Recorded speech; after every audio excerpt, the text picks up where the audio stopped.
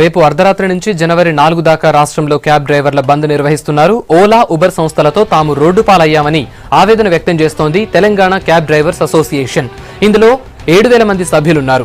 Driver cum owner స్కీమ్లో సభ్యులైన డ్రైవర్లు, lease vehicle సభ్యులు కూడా ఈ సమ్మెలో పాల్గొంటారని చెప్పారు అసోసియేషన్ ప్రెసిడెంట్ శివ.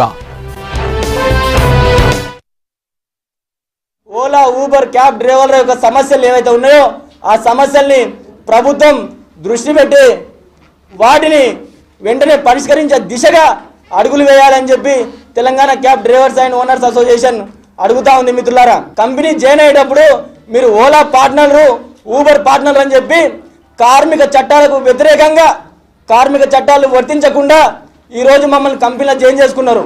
ఒక్కొక్క కార్మికుడు, ఒక్కొక్క డ్రైవరు 18 గంటలు 15 గంటలు రోడ్ల మీద ఉంటే మీరు ఇచ్చే టార్గెట్లను రీచ్ కానటువంటి పరిస్థితి మేము ఎదుర్కొంటున్నాం. పార్ట్నర్ అన్నప్పుడు మా యొక్క సమస్యల మీద మేము కంపెనీకి వస్తే మీరు బోనస్లను పెట్టి కొట్టేయాల్సినటువంటి అవసరం ఏముందని చెప్పి అడుగుతా ఉన్నాం. 31 రాత్రి 12 గంటల నుంచి క్యాబ్ డ్రైవర్లు అందరూ కూడా డివైజ్లు ఆపేసుకొని బంద్లో పాల్గొనాలని చెప్పి బంద్ ప్రకటిస్తూ ఉన్నాం. మిత్రులారా, 31 నుంచి 4 తారీఖు వరకు బంద్ ఉంటుంది.